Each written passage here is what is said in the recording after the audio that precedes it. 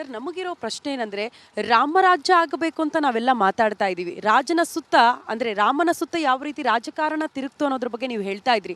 ರಾಮರಾಜ್ಯ ಆಗಬೇಕು ಅಂದ್ರೆ ನಾವೆಲ್ಲ ಒಗ್ಗೂಡಬೇಕು, ಆತನ ಆದರ್ಶಗಳನ್ನ ಅಳವಡಿಸ್ಕೊಳ್ಬೇಕು ಅಂತೀವಿ. ಬಟ್ ಮೊದಲು ರಾಜಕಾರಣಿಗಳಿಂದಲೇ ಇದು ಪ್ರಾರಂಭ ಆಗಬೇಕು ಅಂತ ಅನ್ಸಲ್ವಾ? ಖಂಡಿತವಾಗಿಯೂ ಹೌದು. ಈ ದೇಶದಲ್ಲಿ ಒಡೆಯುವಂಥ ಪ್ರಕ್ರಿಯೆ ಇದೆಯಲ್ಲ, ಅದು ರಾಜಕಾರಣದಲ್ಲೇ. ಈಗ ನೀವು ಯಾವ ಜಾತಿ ಅಂತ ನಂಗೆ ಇವತ್ತಿನವರೆಗೂ ಗೊತ್ತಿಲ್ಲ, ನಾನು ಯಾವ ಜಾತಿ ಅಂತ ನಿಮ್ಗೆ ಗೊತ್ತಿಲ್ಲ. ಈಗ ಇಲ್ಲೊಬ್ರು ಕ್ಯಾಮ್ರಾಮನ್ ಕೂತಿದ್ದಾರೆ, ಅವ್ರ ಜಾತಿ ಯಾವುದು ಅಂತ ಗೊತ್ತಿಲ್ಲ.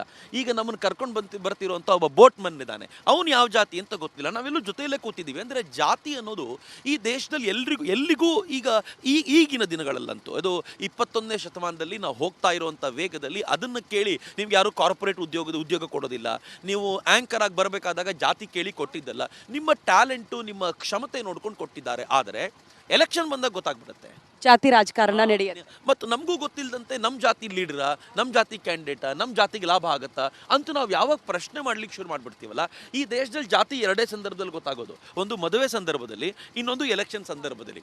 ಮದುವೆ ಅನ್ನೋದು ಅದು ಒಂದು ವ್ಯವಸ್ಥೆಯ ಭಾಗವಾಗಿರೋದ್ರಿಂದ ಅಲ್ಲಿ ನಡೆಯುತ್ತೆ. ಆದರೆ ಅದರ ಆಚೆಗೆ ನೀವು ಬಂದ ತಕ್ಷಣ ಇಲ್ಲೇನಾಗ್ಬಿಡುತ್ತೆ, ಇದು ಜಾತಿಯನ್ನು ವಿಸ್ತಾರಗೊಳಿಸಲಾಗುತ್ತೆ. ಇವತ್ತು ಮದುವೆಗಳು ಕೂಡ ಬ್ಯಾರಿಯರ್ನ ಬ್ರೇಕ್ ಮಾಡ್ತಿವೆ. ಎಲ್ಲರೂ ಬ್ರೇಕ್ ಮಾಡಿ ಒಂದು ಜಾತಿ ಮತ್ತೊಂದು ಜಾತಿಯ ಜನರನ್ನ ಮದುವೆ ಆಗೋದು ಕೂಡ ಆಶ್ಚರ್ಯದ ಸಂಗತಿಯಲ್ಲ. ಆದರೆ ಈ ರಾಜಕಾರಣದಲ್ಲಿ ಮಾತ್ರ ಹೆಂಗಾಗ್ಬಿಟ್ಟಿದೆ ಅಂತಂದರೆ, ತಮ್ಮ ವಿಚಾರವನ್ನು ಉಳಿಸ್ಕೊಳ್ಳಿಕ್ಕೋಸ್ಕರ ಹಿಂದೂಗಳನ್ನು ಒಡೆಯುವಂಥ ಪ್ರಯತ್ನ.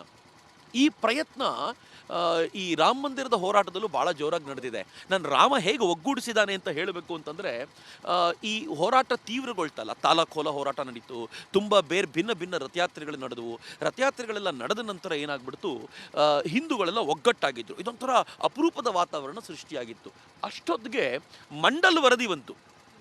ಮಂಡಲ್ ವರದಿ ಬಂದಾಗ ಏನಾಯಿತು, ಅದು ಯಾರಿಗೆ ಎಷ್ಟು ಮೀಸಲಾತಿ ಕೊಡಬೇಕು ಅನ್ನೋದ್ರ ಬಗ್ಗೆ ಚರ್ಚೆ ಬಂದಾಗ OBCಗಳು ಬೇರೆ ಆದರು, ದಲಿತರು ಬೇರೆ ಆದರು, ಮೇಲ್ವರ್ಗದವ್ರು ಬೇರೆ ಆದರು, ಎಲ್ಲ ಬೇರೆ ಆಗಿ ಇಡೀ ದೇಶ ಹೊತ್ತು ಉರಿತು. VP ಸಿಂಗ್ರ ಕಾಲದಲ್ಲಿ ನಡೆದಿರುವಂಥ ಘಟನೆ ಅದು. ಇಡೀ ದೇಶ ಎಷ್ಟರ ಮಟ್ಟಿಗೆ ಹೊತ್ತಿ ಉರಿತು ಅಂತಂದರೆ, ಯಾವ ಹಿಂದೂಗಳನ್ನು ಒಗ್ಗಟ್ಟು ಮಾಡಲಿಕ್ಕೆ ಆಗಿತ್ತೋ ರಾಮ ಮಂದಿರದ ಕಾರಣಕ್ಕೆ ಮಂಡಲ್ ಕಮಿಷನ್ ಅದನ್ನು ಭೇದಿಸ್ಬಿಡ್ತು. ಅದರ ಪರಿಣಾಮ ಏನಾಯಿತು, ಹಿಂದೂಗಳು ಒಗ್ಗಟ್ಟಾಗಿದ್ದಾರೆ ಅಂತ ಖುಷಿಯಾಗಿದ್ದೆಲ್ಲವೂ ನೀರಲ್ಲಿ ಹೋಮ ಮಾಡಿದಂತಾಯಿತು. ಕೊನೆಗೆ ಮತ್ತೆ ರಾಮನೇ ಬರಬೇಕಾಯಿತು. ಮತ್ತೆ ರಾಮನ ಹೋರಾಟದ ಕಾಲಕ್ಕೆ ಇಡೀ ದೇಶವನ್ನು ಒಟ್ಟು ಮಾಡಿ ಕರಸೇವೆಗೆ ಅಂತ ಜೊತೆಲಿ ಕರ್ಕೊಂಡು ಬರುವಾಗ ಇಡೀ ದೇಶ ಮತ್ತೆ ಒಂದಾಗಿ ನಿಂತ್ಕೊಳ್ಳಿಕ್ಕೆ ಸಾಧ್ಯ ಆಯಿತು. ಇದನ್ನೇ ಮಂಡಲ್ ವರ್ಸಸ್ ಕಮಂಡಲು ಅಂತ ಕರೆದ್ರು. ಮಂಡಲ ವರ್ಸಸ್ ಕಮಂಡಲ ಅನ್ನುವಂಥ ಹೋರಾಟ ವ್ಯಾಪಕವಾಗಿ ನಡೆದಿದ್ದು ಆ ಸಂದರ್ಭದಲ್ಲಿ. ಇದು ಎಲ್ಲಿವರೆಗೂ ಬೆಳ್ಕೊಂಡು ಹೋಯಿತು ಅಂತಂದರೆ, ಫೈನಲಿ ಇಡೀ ದೇಶ ರಾಮ ಮಂದಿರದ ಹೆಸರಲ್ಲಿ, ಅದು ಇಟ್ಟಿಗೆಯ ಪೂಜೆ ಇರ್ಬೋದು, ಅದು ಮಂದಿರವನ್ನು ಕಟ್ಟಲಿಕ್ಕೆ ಮಸೀದಿಯನ್ನು ಒಡೆದು ಹಾಕ್ಲಿಕ್ಕೆ ಇರ್ಬೋದು, ಇಡೀ ದೇಶ ಜಾತಿ ಮತ ಪಂಥಗಳನ್ನು ಮರೆತು ಒಟ್ಟಾಯ್ತಲ್ಲ. ಆಗ ಗೊತ್ತಾಯಿತು, ಮೀಸಲಾತಿಗಿಂತ ದೊಡ್ಡದ್ದು ಈ ದೇಶದ ಸ್ವಾಭಿಮಾನ ಅಂತ. ನಾವು ನನ್ನ ಜಾತಿಗಿಂತ ದೊಡ್ಡದ್ದು ಈ ದೇಶದ ಸ್ವಾಭಿಮಾನವನ್ನು, ಈ ದೇಶದ ಗೌರವವನ್ನು, ಈ ದೇಶದ ಮರ್ಯಾದೆಯನ್ನು ಉಳಿಸ್ಕೊಳ್ಳುವಂಥ ಈ ಪ್ರಯತ್ನ ಇದೆಯಲ್ಲ, ಇದು ಅತ್ಯಂತ ದೊಡ್ಡದ್ದು ಅಂತ ಸಮಾಜಕ್ಕೆ ಅರ್ಥ ಆಯ್ತಲ್ಲ. ರಾಮ ಆವತ್ತು ಒಂದು ಮಾಡ್ದ. ಈ ರಾಜಕಾರಣಿಗಳು ಎಷ್ಟು ಡಿವೈಡ್ ಮಾಡೋ ಪ್ರಯತ್ನ ಮಾಡ್ತಾರೋ ಅಷ್ಟು ಒಂದು ಮಾಡ್ತಾನೆ ಅಂತ. ಈಗಲೂ ಹಾಗೆ ಆಗಿತ್ತು. ಇತ್ತೀಚೆಗೆ ನೀವು ನೋಡಿದ್ದಿರ್ಬೋದು, ಕಾಂಗ್ರೆಸ್ಸು OBCಗಳ ಕುರಿತಂತೆ ತುಂಬ ಮಾತಾಡ್ತಾ ಇತ್ತು. OBCಗಳಿಗೆ ಮೀಸಲಾತಿಯ ವಿಚಾರ, OBCಗಳಿಗೆ ಅನ್ಯಾಯ ಆಗಿದೆ ಅನ್ನೋ ವಿಚಾರ. ಕಾಂಗ್ರೆಸ್ ಅವ್ರು ಏನು ಮಾತಾಡಿದ್ರು ಅದಕ್ಕೆ ವ್ಯಾಲ್ಯೂ ಇಲ್ಲ. ಯಾಕೆ ಅಂತ ಕೇಳಿದರೆ, ಸುಮಾರು 65 ವರ್ಷಗಳ ಕಾಲ ಆಳಿದ್ದಾರೆ ಅವರು ಈ ದೇಶವನ್ನು. 60 ವರ್ಷ ಅಂತೂ ಅವರೇ ಆಳಿದ್ದಾರೆ. 60 ವರ್ಷಗಳ ಅವರ ಆಳ್ವಿಕೆಯಲ್ಲಿ ನೀವು ಯಾಕೆ ಅನ್ಯಾಯ ಮಾಡಿದ್ರಿ ಅಂತ ಪ್ರಶ್ನೆ ಕೇಳಿದ್ರೆ ಉತ್ತರ ಇಲ್ಲ. ಆದರೆ ಎಲ್ಲವೂ ಡಿವೈಡ್ ಆಗಿಬಿಡುತ್ತಾ, ಮತ್ತೆ ಜಾತಿ ಹೆಸರಲ್ಲಿ ಒಡಕಾಗ್ಬಿಡುತ್ತಾ, ಜಾತಿ ಗಣತಿ ಅಂತ ಹೇಳ್ಕೊಂಡು ನಮ್ಗೆ ಅನ್ಯಾಯ ಆಗುತ್ತೆ ಅಂತೆಲ್ಲ ಅನ್ಕೊಳ್ಳೋ ಹೊತ್ತಿಗೆ ಸರಿಯಾಗಿ ಮತ್ತೆ ರಾಮ ಬಂದ. ಹೇಗೆ ಒಗ್ಗಟ್ಟು ಮಾಡಿದ. ನಾನು ಅಯೋಧ್ಯೆಯಲ್ಲಿದ್ದೀನಿ, ನೀವು ಅಯೋಧ್ಯೆಯಲ್ಲೇ ಇದ್ದೀರಾ. ಇಲ್ಲಿ ಬರುವಾಗ ಯಾವ ಜಾತಿ ಯಾವ ಮತ ಅಂತ ಗೊತ್ತಾಗುತ್ತೇನು? ರಾಮ ಯಾವ ಜಾತಿಯವನು ಯಾರಾದರೂ ಕೇಳ್ತಾರೇನು? ಇಲ್ಲಿ ಪೂಜೆ ಮಾಡ್ತಿರುವ ಅರ್ಚಕ ಯಾವ ಜಾತಿಯವನು ಅಂತ ಕೇಳ್ತಾರೇನು? ಯಾರೂ ಕೇಳದೆ ಎಲ್ಲರೂ ಒಂದೇ ಏಕರಸವಾಗಿ ಏಕಮುಖವಾಗಿ ಹೇಗೆ ಸರಯು ಸಾಗರವನ್ನು ಸೇರಬೇಕು ಅಂತ ಹರಿತಾ ಇದೆಯೋ, ಇಡೀ ದೇಶದ ಎಲ್ಲ ಜಾತಿ ಮತ ಪಂಥಗಳ ಜನ ಅವರು ಒಟ್ಟಾಗಿ ಬರ್ತಿದ್ದಾರೆ. ನನಗೆ ಈ ಸರಯು ಮೇಲೆ ಇವತ್ತು ನಾನು ಇಷ್ಟನ್ನು ಹೇಳಬೇಕಾದ್ರೆ ಖುಷಿ. ಯಾಕೆ ಅಂತಂದರೆ, ಬೇರೆ ಎಲ್ಲ ಮಾತಾಡಿದರೂ ಬದಲಾಗಿದೆ, ಸರಯು ಬದಲಾಗಲಿಲ್ಲ. ರಾಮನ ಹುಟ್ಟು, ರಾಮ ಆಟ ಆಡಿದ್ದನ್ನು ನೋಡಿರೋದು ಇದೇ ಸರಯು. ರಾಮ ಕಾಡಿಗೆ ಹೋಗಿದ್ದನ್ನು ಕಣ್ಣೀರು ಹಾಕಿ ಅವನನ್ನು ಬೀಳ್ಕೊಟ್ಟಿತ್ತು ಇದೇ ಸರಯು. ರಾಮ ವಾಪಸ್ ಬಂದಾಗ ನಮ್ಮ ರಾಮ ವಾಪಸ್ ಬಂದಲ್ಲ, ಮತ್ತೆ ಅವನ ಪದತಲದಿಂದ ನಾನು ಪುನೀತಳಾಗ್ತೀನಲ್ಲ ಅಂತ ಆನಂದ ಪಟ್ಟಿದ್ದು ಇದೇ ಸರಿಯು. ಈ ಎಲ್ಲ ರಾಜಕಾರಣಗಳ ಪರ್ವವನ್ನು, ರಾಮ ಮಂದಿರ ಧ್ವಂಸಗೊಂಡಿದ್ದು, ಪುನರ್ನಿರ್ಮಾಣಗೊಂಡಿದ್ದು, ಆನಂತರ ಮತ್ತೆ ಧ್ವಂಸಗೊಂಡಿದ್ದು, ಇವತ್ತು ಇಷ್ಟೆಲ್ಲ ಹೋರಾಟಗಳು, ಮತ್ತು ಇವತ್ತು ರಾಮ ಮಂದಿರದ ಪುನರ್ನಿರ್ಮಾಣ ಎಲ್ಲವನ್ನೂ ನೋಡ್ತಾ ಇರೋಳು ಇದೇ ಸರಿಯು.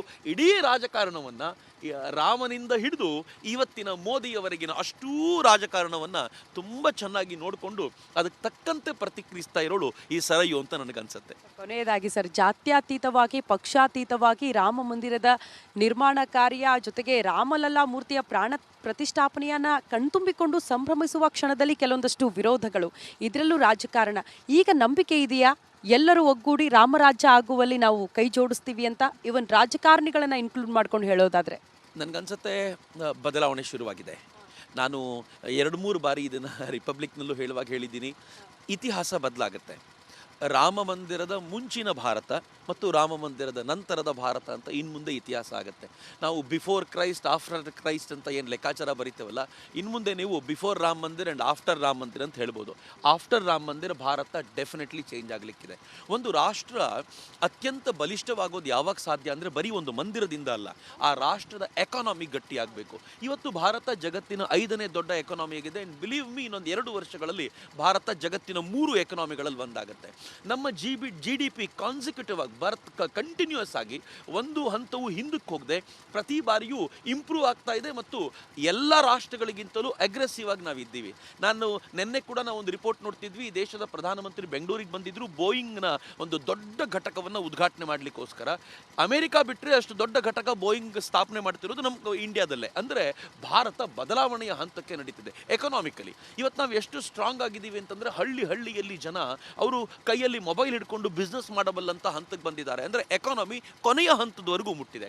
ಇವತ್ತು ಯೂನಿಕಾರ್ನ್ಗಳ ಲೆಕ್ಕಕ್ಕೆ ಬಂದರೆ 110ಕ್ಕೂ ಹೆಚ್ಚು ಯೂನಿಕಾರ್ನ್ಗಳು ಭಾರತದಲ್ಲಿವೆ. 1 ಲಕ್ಷಕ್ಕೂ ಹೆಚ್ಚು ಸ್ಟಾರ್ಟಪ್ಗಳನ್ನು ನಿರ್ಮಾಣ ಮಾಡಲಿಕ್ಕಾಗಿದೆ. ನೀವು ಯಾವುದಕ್ಕಿಂತ ನೋಡಿ, ಯೂತ್ ಎಂಪವರ್ಮೆಂಟಿಂದ ನಾವು ಮುಂದಕ್ಕಿದ್ದೀವಿ, ಮಹಿಳಾ ಎಂಪವರ್ಮೆಂಟಿಂದ ಇವತ್ತು ಹೆಣ್ಣು ಮಕ್ಕಳು ಕಂಬ್ಯಾಟ್ಗೆ ಅಂದರೆ ಯುದ್ಧದ ಭೂಮಿಗೆ ಹೋಗಿ ಯುದ್ಧ ಮಾಡಬಲ್ಲಂಥ ವಾತಾವರಣವನ್ನು ರೂಪಿಸಿಕೊಡಲಾಗಿದೆ.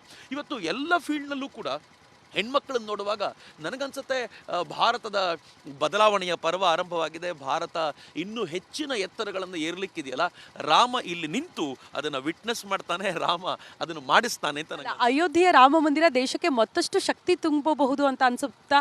ಜಗತ್ತಿನಾದ್ಯಂತ ನಮ್ಮ ದೇಶದ ಕೀರ್ತಿ ಪತಾಕೆ ಮತ್ತಷ್ಟು ಪಸರಿಸಬಹುದು ಈ ರಾಮ ಮಂದಿರದ ಮೂಲಕ ಅಂತ ಅನ್ಸುತ್ತಾ? ಖಂಡಿತವಾಗಿಯೂ ಹೌದು ಶ್ರುತಿ, ಅನುಮಾನವೇ ಇಲ್ಲ. ನನಗೆ ತುಂಬ ಚೆನ್ನಾಗಿ ನೆನಪಿದೆ, ಪೋಖ್ರಾನ್ನಲ್ಲಿ ಅಟಲ್ ಬಿಹಾರಿ ವಾಜಪೇಯಿ ಅವರಿದ್ದಾಗ ಬಾಂಬ್ ಸ್ಫೋಟ ಆಗಿದ್ದು, ಬಾಂಬ್ ಎಕ್ಸ್ಪ್ಲೋಷನ್ ಟೆಸ್ಟ್ ಆಗಿತ್ತು.